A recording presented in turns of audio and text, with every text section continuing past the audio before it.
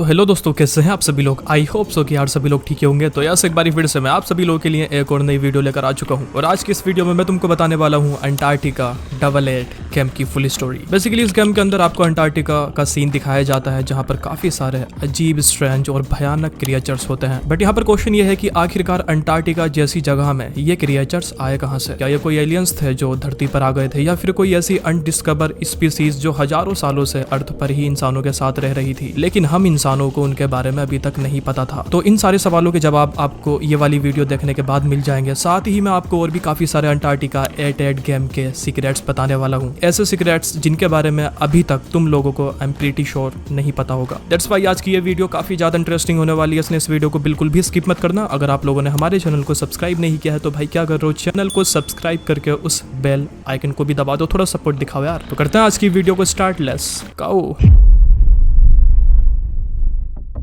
हाँ ओके, तो हमारी स्टोरी की शुरुआत होती है 1987 से। 1987 में अंटार्कटिका की एक जगह पर एक रशियन जियोलॉजिकल रिसर्च स्टेशन बना हुआ था, जिसका नाम था वोडस्टॉक रिसर्च स्टेशन। एंड ये जो रशियन स्टेशन था अंटार्कटिका में, इसके अंदर काफी सारे रशियन साइंटिस्ट और रिसर्चर्स अंटार्कटिका की जगह को एक्सप्लोर कर रहे थे और वहां पर रिसर्च कर रहे थे। देखो, स्टोरी में आगे बढ़ने से पहले मैं तुम सब लोगों को बता देता हूँ अंटार्कटिका के बारे में। तो अंटार्कटिका बेसिकली दुनिया से हटकर बिल्कुल सेपरेट एक अलग कॉन्टिनेंट है, और ये दुनिया की सबसे ज्यादा ठंडी या फिर कोल्डेस्ट जगह है। यहाँ का मिनिमम टेम्परेचर अभी तक -90 डिग्री सेल्सियस भी रिकॉर्ड किया गया है। -90 डिग्री सेल्सियस, ये इतना ज्यादा कम टेम्परेचर है। अगर कोई भी इंसान बिना प्रॉपर सूट के इस टेम्परेचर में जाता है तो वो सेकंड्स में ही जमकर मर जाएगा। और अंटार्कटिका में हमेशा बर्फ जमी रहती है और बर्फ के तूफान आते रहते हैं। इवन यहाँ की जो लेक्स हैं, यहाँ की रिवर, यहाँ तक की जो यहाँ का समुद्र का पानी है वो भी फ्रीज रहता है। दैट इज द रीजन कि अभी तक यानी 2025 तक अंटार्कटिका का 70% से ज्यादा हिस्सा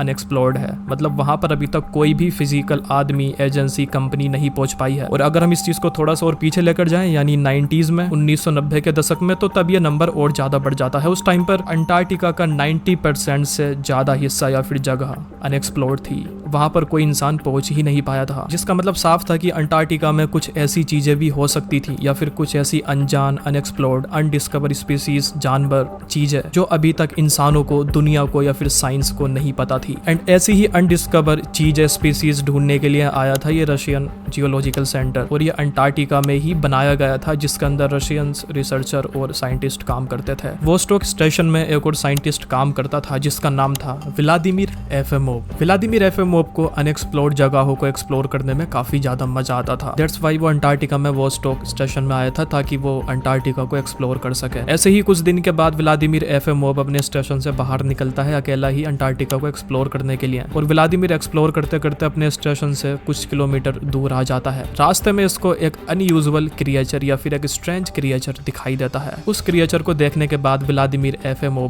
पूरी तरह से शॉक्ड हो जाता है, क्योंकि ना तो वो कोई ऐसा जानवर था जिसके बारे में साइंस को पता हो, ना ही कोई ऐसी चीज जो अभी तक डिस्कवर की गई हो। और यही जानने के लिए Vladimir out of the curiosity उस क्रिएचर के पास जाता है, लेकिन वो क्रिएचर वहां से भाग जाता है। व्लादिमीर उसका पीछा करता है, लेकिन ये क्रिएचर बर्फ में ही कहीं गायब हो जाता है। अब ये क्रिएचर गायब तो हो चुका था, लेकिन व्लादिमीर एफिमोव के माइंड में एक सवाल छोड़ चुका था। व्लादिमीर अब सोचने लगता है कि आखिरकार ये चीज थी क्या। और यहीं से व्लादिमीर एफिमोव के माइंड में उस क्रिएचर को लेकर एक ऑब्सेशन पैदा हो जाता है। नाउ व्लादिमीर एफिमोव का एक मिशन या फिर टास्क बन जाता है कि अब वो कैसे भी करके उस स्ट्रेंज क्रिएचर की स्पीसीज को ढूंढेगा। लेकिन तभी शाम हो जाती है, तो व्लादिमीर एफिमोव को अपने स्टेशन में वापस आना पड़ता है। लेकिन एफिमोव अपने स्टेशन में किसी को भी नहीं बताता इस स्ट्रेंज क्रिएचर के बारे में, क्योंकि व्लादिमीर को लगता है कि अगर ये स्ट्रेंज क्रिएचर की बात वो स्टेशन में जाकर बता दे तो फिर वहाँ के जो साइंटिस्ट हैं, वो रशिया के ऑफिशियल्स और जो अथॉरिटीज हैं उनको बता देंगे। एंड फिर वहां से ये बात पूरी दुनिया में फैल जाएगी। फिर दुनिया भर के रिसर्चर, साइंटिस्ट और आर्मी अंटार्कटिका में आ जाएगी, जिससे उस अनडिस्कवर क्रिएचर की स्पीसीज को खतरा हो सकता है, साथ में ही व्लादिमीर की रिसर्च को भी। दैट्स व्हाई वो ये वाली बात को कॉन्फिडेंशियली सीक्रेट रखता है। और कुछ ही टाइम के बाद रशिया अपना एक और जियोलॉजिकल रिसर्च सेंटर खोलता है अंटार्कटिका में, और उस स्टेशन का नाम वो रखते हैं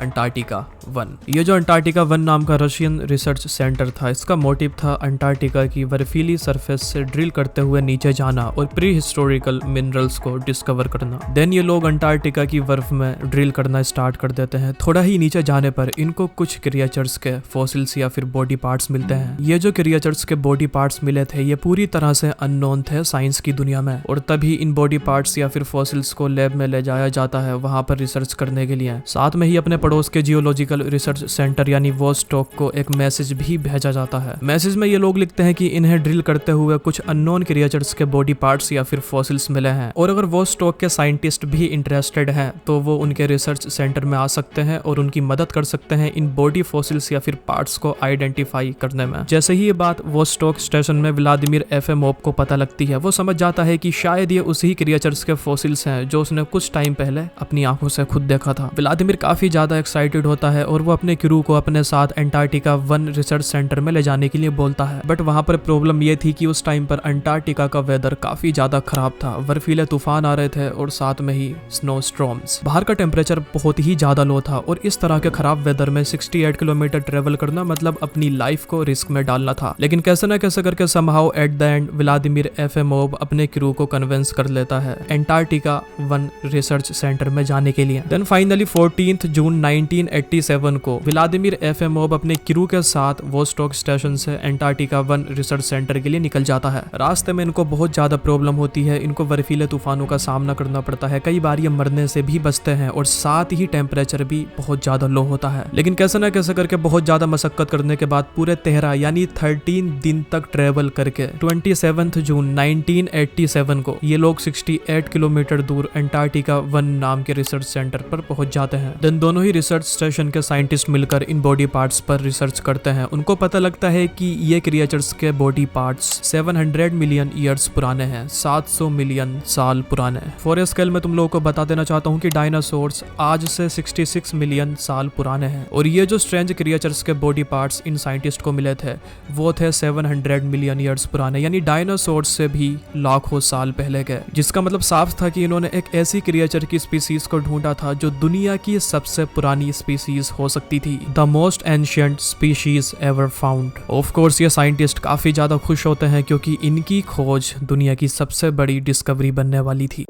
लेकिन कुछ ही टाइम के बाद इन्हें ड्रिलिंग करते हुए बर्फ के नीचे इस तरह के ही एक क्रिएचर की पूरी बॉडी मिलती है जो बर्फ में पूरी तरह से प्रिजर्व थी। देन फिर उस क्रिएचर की बॉडी को लैब में लाया जाता है, उसकी बॉडी से डीएनए सैंपल निकाले जाते हैं और भी तरह तरह के सैंपल्स निकाले जाते हैं उनकी बॉडी में से। बट यहाँ पर एक ट्विस्ट आता है, और वो ट्विस्ट ये होता है कि रिसर्च करने के बाद पता लगता है कि इस क्रिएचर की बॉडी ज्यादा पुरानी नहीं थी, ये बस कुछ ही साल पुरानी थी, जिसका मतलब था कि ये क्रिएचर कुछ साल पहले तक जिंदा था। Bye knowing this scientist were very confused, क्योंकि एक तरफ तो उन्हें क्रिएचर के बॉडी फॉसिल्स से पता लगा था कि वो फॉसिल्स 700 मिलियन साल पुराने हैं, एंड दूसरी तरफ इन्हें क्रिएचर की पूरी एक प्रिजर्व बॉडी मिली थी जो कुछ साल पहले तक जिंदा थी। और ये सारी चीजें इंडिकेट कर रही थी कि इस तरह के क्रिएचर्स अभी भी अंटार्कटिका में अलाइव हो सकते हैं, जो काफी ज्यादा खतरनाक बात है, क्योंकि अगर कोई भी स्पीशीज इतने मिलियंस ऑफ सालों तक सर्वाइव कर चुकी है और आज भी जिंदा है तो वो फिर डायनासोर्स से भी ज्यादा खतरनाक और खूंखार हो सकते हैं। ठीक 3 दिन के बाद इस ही रिसर्च सेंटर के दूसरे ड्रिलिंग पॉइंट पर एक केव डिटेक्ट होती है, एक गुफा जो बर्फ की सरफेस से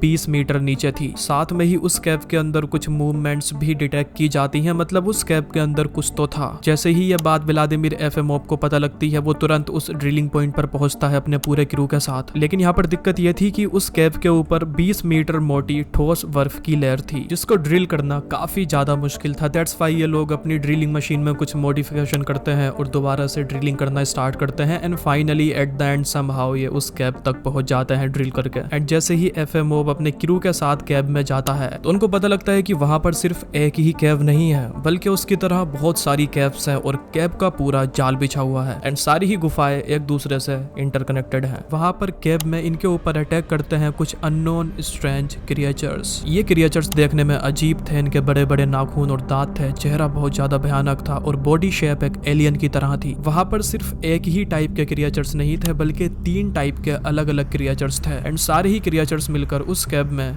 एफएमओब और उसकी टीम पर अटैक कर देते हैं। देन अनफॉर्चुनेटली टीम के एक मेंबर को, जिसका नाम था कॉमरेड बाइकोव, उसको क्रिएचर्स अटैक कर मार देते हैं। लेकिन जो दूसरे टीम मेंबर्स होते हैं जैसे कि व्लादिमीर एफएमओब और भी क्रू मेंबर्स, वो सब के सब ऊपर सेफली बाहर आ जाते हैं उस कैब से। और अब जितने भी क्रू मेंबर्स होते हैं वो अपने साथी को खोने के बाद काफी ज्यादा दुखी होते हैं। उनको पता लगता है कि नीचे गुफा के अंदर जो क्रिएचर्स हैं वो इंसानियत के लिए एक खतरा है। दैट इज द रीजन कि सारे के सारे क्रू मेंबर्स एक फैसला लेते हैं और वो डिसीजन ये होता है कि ये लोग नीचे कैब्स में डायनामाइट्स लगाकर उसको उड़ा देंगे, जिससे वहां के जितने भी क्रिएचर्स हैं वो मर जाएंगे। यहाँ पर एक क्रू मेंबर इस बात से बिल्कुल भी सहमत नहीं होता और वो था व्लादिमीर एफएमओब। व्लादिमीर एफएमओब समहाउ इन क्रिएचर्स से काफी ज्यादा ऑब्सेस्ड हो चुका था। वो नहीं चाहता था कि उनको डायनामाइट्स लगाकर उड़ाया जाए। बेसिकली वो उनको मारना नहीं चाहता था। लेकिन जो मेजोरिटी ऑफ क्रू मेंबर्स होते हैं वो वोटिंग करते हैं कि कैब्स को उड़ाया जाएगा डायनामाइट्स लगाकर। दैट्स वाई ऐसा ही होता है। ये लोग नीचे गुफाओं में जाते हैं और कैब्स में जगह जगह पर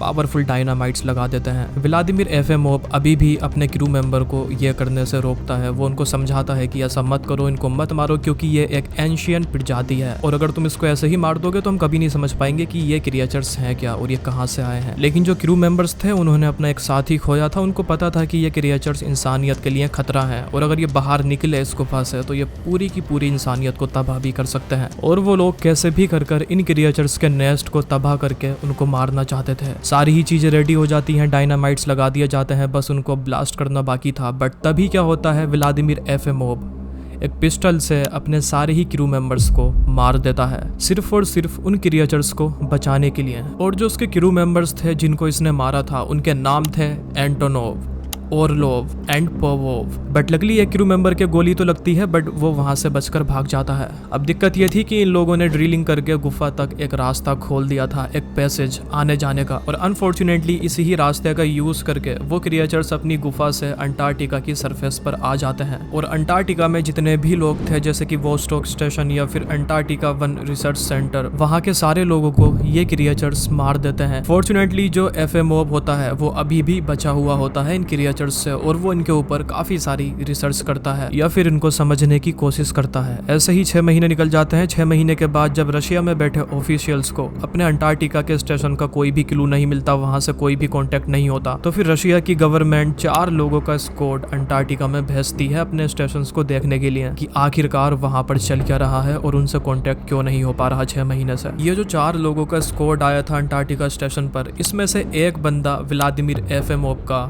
बेटा होता है। और ये जो व्लादिमीर का बेटा था ये और कोई नहीं, हमारे ही गेम का कैरेक्टर है जिसके थ्रू हम गेम को खेलते हैं और अंटार्कटिका के स्टेशंस को, काफी सारी जगहों को एक्सप्लोर करते हैं। बाद में हमको पता लगता है कि व्लादिमीर एफएमओब ने ही अपने क्रू मेंबर्स को मारा था और कहीं ना कहीं वही रीजन था उन क्रिएचर्स के बाहर आने का। एंड इस गेम की 4 अलग अलग एंडिंग्स हैं, तो आप अपने हिसाब से कोई भी एंडिंग लगा सकते हो। बट ओवरऑल मैंने तुमको अंटार्कटिका 888 गेम की फुल स्टोरी समझा दी है कि आखिरकार ये क्रिएचर्स वहां पर कैसे आए और अंटार्कटिका स्टेशन किस तरह से तबाह हुए। हाँ ओके, तो ये थी हमारी अंटार्कटिका 888 गेम की full story. I hope so कि आपको ये वीडियो पसंद आई होगी। वीडियो पसंद आई हो तो प्लीज एक लाइक कर देना और कमेंट करके मुझे बताना कि आपको ये स्टोरी या फिर वीडियो कैसी लगी। साथ में ही चैनल को सब्सक्राइब नहीं किया है तो चैनल को सब्सक्राइब करके उस बेल आइकन को भी दबा दो, थोड़ा सपोर्ट दिखाओ यार। मिलते हैं आपसे अगली वीडियो में, तब तक के लिए बाय बाय।